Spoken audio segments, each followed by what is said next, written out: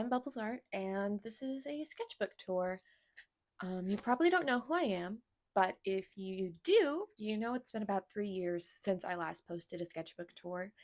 And I think the artist I am now versus the artist I was when I was like 16, 17 years old is completely different. So I'm pretty excited to share this with you. I just wanted to put out a general disclaimer beforehand. There is a lot of nudity in this. I am first and foremost a figure drawer, a portrait artist, and then a painter. And I just wanted to put that out there.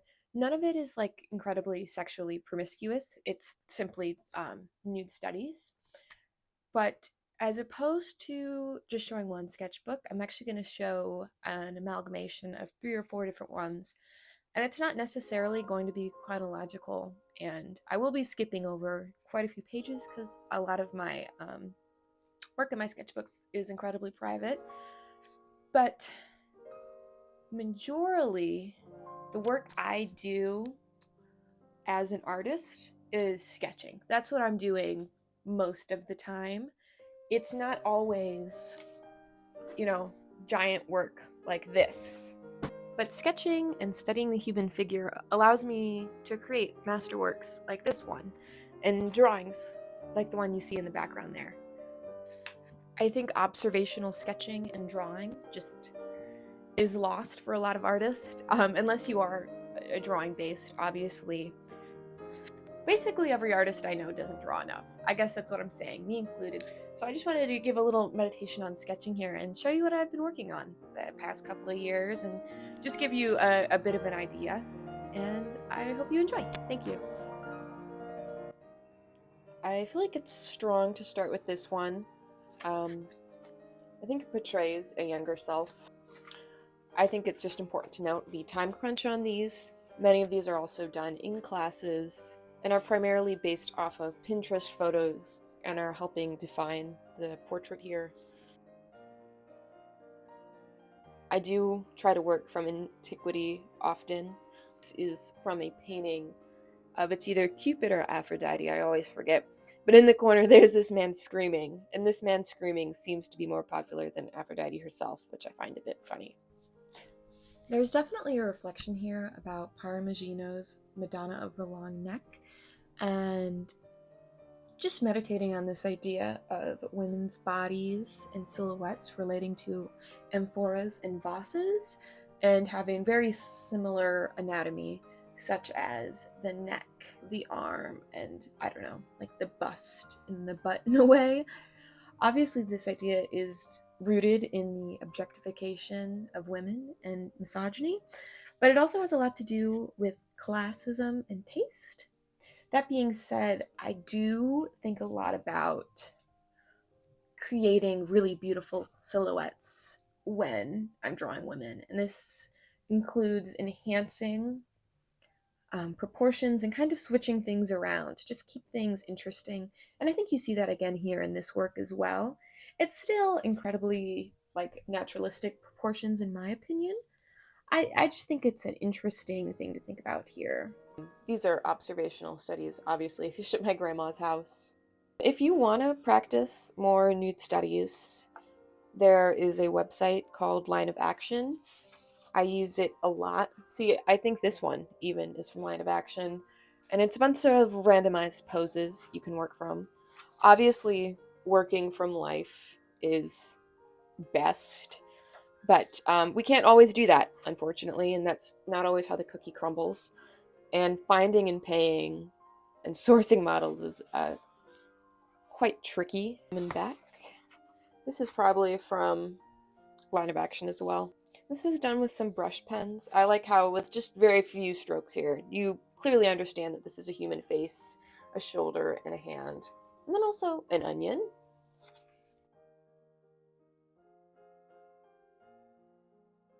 I did, but I don't know. That was really nice. If you think you don't have high enough quality materials to make art, that's not true. This is from like a 6-year-old marker I was using, and I was still able to find value in movement and power in these, even though they're very clearly almost dried up. And honestly, I don't think these would have been as successful if they were still full of pigment. I don't know. There is clearly an emphasis on figure drawing here, and I don't know. And also, sometimes you have failures. Sometimes you use products and you're like, oh, that smears. So even though the line work here I think is great, I went to add some shading and it just like all got all muddy, and that's okay. Personally, I prefer the graphite studies at the beginning of this book. You know what? Progress isn't always linear, and that's okay.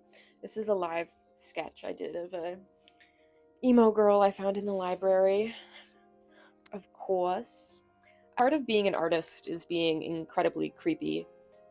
This is one of my friends. And just drawing people in public spaces, it feels uncomfortable and creepy at first, but also, like, as a young woman, I think I have a much easier pass at staring at people as opposed to, like, older men. See, this is from life. This is me. I drew this in a diner. I don't know. I think the perspective on these is quite interesting. And it's just all of these very quick, fast lines. This couldn't have taken long at all. I ended up posting them. I don't know. I don't think other people like these sketches as much as I do, and that's okay.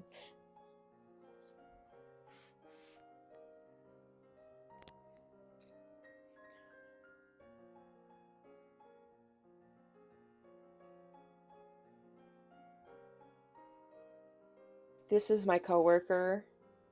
I think it's so cute. I should definitely tell her she's in this video. This is Chapel Roan, because, I don't know. You just had to be there. You had to be there. It was really funny at the time. I don't know why. I just thought it was kind of cute. Here's a note here. If you are an artist and not just a viewer here, you should be practicing facial expressions. I've noticed a lot of people, maybe it's because of the internet or, I don't know, just the way people model. They always have these serious faces. Not that this isn't a serious face, but you really need to be practicing expressive facial features. This is a live drawing I did of one of my best friends. I don't know. I just think it's beautiful, and I think she's beautiful, and it's really an honor to be able to draw my friends and loved ones. This is a woodchuck in a 1812 like Regency wear outfit. I come from a family of reenactors, historical reenactors. So these are all studies I did at my museum, my local museum. Not my museum. I don't own it. I think this is important. We should all go to the museum a little bit more. I am at an advantage, though, because my museum is completely free to anyone who walks in. Into this one. This is a pretty large book, I would say. I think it's important to have at least one big sketchbook, because then you can really go into this. It's just going to be sort of a pain in the ass to film. So, still life of a toaster. I'm sorry about this. Unfortunately, the graphite is incredibly reflective, and so getting a good look at these drawings is going to be difficult. Boobs. Here we have some thumbnail sketches that ended up becoming a much larger graphite drawing. Like, fuck it, we ball and go for it. I had like a weird moment where I was doing a bunch of psychedelic art. I don't know what happened to her. This is a self-portrait I did. There's a lot of issues with it, but the color's fun, isn't it? Oh my gosh, another self-portrait. There's also a lot of issues with this one. I think these are mandatory self-portraits, so they're not as good. I had like a brief moment where I would follow all of these sports people around at my college as a way to learn how to draw things in motion. So that's what all of this is. And this goes back to being creepy and being an observer for these things. Okay, these ones are fun. Here's some fun ones. More figures. See, these are from Pinterest. These are all done with crayon. I don't know how I feel about them. And also, this bee drawing actually got turned into a tattoo, and I have it on my back now. I was watching my family's chickens this summer, during the middle of a heat wave, and unfortunately one of them passed in the night from heat stroke, even though I had given them multiple ice baths and left out so much water and put so much ice in the water. Chickens just won't go in the water. They're just stupid. Chickens are really stupid. By the time I got to her, she was fully covered in maggots, and I felt incredibly guilty about it. And it was like, what? I don't know. Like, I should have done something, and it felt like such a waste of such a beautiful, perfect chickens. I really do love chickens. And I had a dilemma. It was a Tuesday, so the garbage had already been taken, and I didn't have a lot of options. If I left her out in the heat, her body would decompose too fast, and the smell would attract more predators to the chicken coop, causing more chicken deaths. She couldn't be thrown in the garbage because she would be in there for at least a week before garbage came. And so I opted to temporarily bag her up in a Kroger bag and put her in the freezer to helpfully slow the process, the decomposition process. I don't know, I was really upset about it, and I did a live drawing of her frozen in the Kroger bag. I eventually threw her out behind a thrift store that same day to get rid of the body. These were concept sketches I did after a very difficult experience I had. It was very emotional for me, but through these sketches, months later, I've been able to work for them to create more concepts involving pinups and nudes with weird animal heads. There you go. That's a pregnancy photo. These are more studies done from Line of Action. I like this one a lot. If you like this lady, she has a ton of photos off Live of Action that are incredibly useful, and I like her curly hair. These are some live figure drawings I did of one of my friends. I really like this one in particular. I think I captured her face very well. This is a tree. You can tell because it's a tree. And then this is a figure drawing I started a couple days ago with stem markers. I don't know, I found it a bit disturbing though, eventually, so I had to stop and couldn't add the darker values. I'm not super proud of, but I think it's important to show anyway, because progress isn't always linear. These are all done with pen. When you draw with colored pencils or pens and things that can't be erased, you grow a stronger sense of confidence. I don't know, this is a little memoji. This is me. I think she's kind of cute. These are cool. These are done with like a rainbow pencil.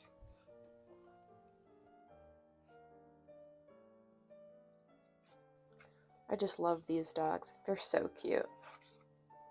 This is another drawing of one of my friends. I think it's important to draw people of all different ethnicities, but I think also people of different age groups. It seems the people that fully understand the functions of skin and how it moves and how it connects to the body are really good at drawing older people, because the skin starts to move on its own. And once you understand that, this all becomes a lot easier. This includes drawing people of different weights as well, because it all teaches you about how muscles, fat, and skin and cartilage all work together to create the human form. There are some studies I did waiting at the DMV. Not enough people are drawing teeth, in my opinion. Like this, I think it's great. And the reason it's so great is because of the teeth, and you ought to be drawing teeth more often, because how are you supposed to learn if you don't do it? And really try to work less from models and more from real people. If you're purely working from people that have veneers, then you don't actually know how to draw human teeth. You know how to draw veneers. I like these studies a lot. Once again, it's like it's done with colored pencil. I'm just going for it. And it's a lot more intentional when you're not using graphite underneath it. Just a girl.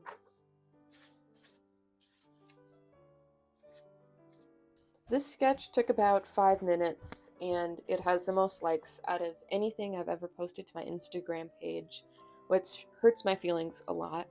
This is another drawing of my best friend Paige. This is the 4th time she's been in this video today.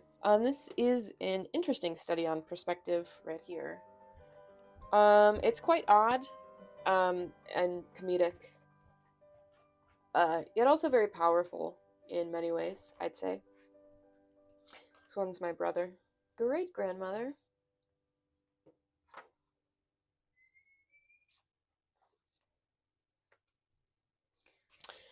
I love this one. I think it's beautiful. Figure drawing isn't actually based off of a real-life photo. It's based off of someone else's figure drawing. And I think the attitude in it and the spunk is great. But also, I don't know, there's something interesting about the way the labia majora like falls here and like creates this silhouette here. I think it's nice. And then I don't know, I really mess with it. I think it's based off of a Greco-Roman statue. I can't remember though. Say, you don't purely have to study from photos or life. You can also just study from other artists because they've already figured things out. This is a line of action model. I like this. I like the idea of having the blue highlighter and then the graphite on top for shading. I think it was obvious I was in a little bit of a chaperone phase.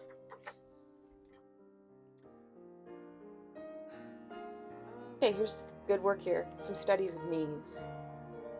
Studies of knees and knees moving. Once you start drawing human bodies a lot, you have the bravery to stylize them, and there's something about this that I just find very appealing. I was bored and drew these at work. Yeah, and my boss usually doesn't come in this time of day, and I had this lying out on the desk, and he fully saw it and moved it and didn't say anything to me. I think that's great. Love my boss. This is gay. Oh, I don't know. I think these are fun little quick sketches. These are all done with pen. You can see I had some issue with the ink here. Sometimes I'm like, I'm gonna draw that. Thank you for watching.